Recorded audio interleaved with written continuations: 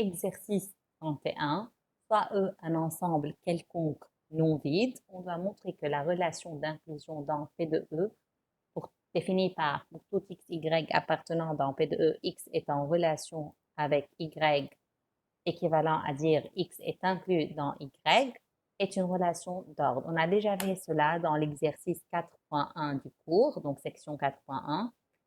B, montrer que cet ordre est partiel dès que E contient au moins deux éléments distincts. On a aussi montré que l'ordre est partiel, exercice 4.2, section 4.2, lorsque E, c'était l'ensemble formé par les éléments 1, 2, 3 et 4.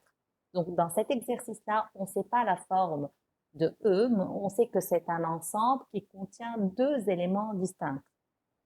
Donc, pour montrer que l'ordre, il est partiel, il faut trouver deux éléments appartenant à P de E tels qu'ils ne sont pas comparables. Donc, il faut trouver x et y appartenant à P de E tels que ni x est en relation avec y, ni y est en relation avec x. Ces x et y vont être ces éléments distincts. Donc, puisque E contient deux éléments distincts, on va nommer par exemple A et B ces éléments distincts. Si on prend X, le singleton A, et Y, le singleton B, ces deux éléments, bien sûr, appartiennent à P de E, tels que ni X est inclus dans Y, ni Y est inclus dans X. Donc, ni X est en relation avec Y, ni Y est en relation avec X. Ainsi, X et Y ne sont pas comparables, d'où l'ordre, il est partiel. Partie B, partie C, on doit montrer que P de E admet un plus grand élément et un plus petit élément pour cette relation.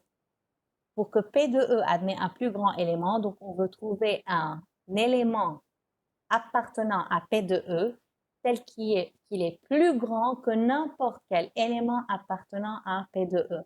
Plus grand dans cet exercice-là, cela veut dire que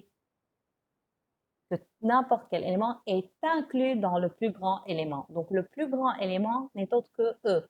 Pourquoi?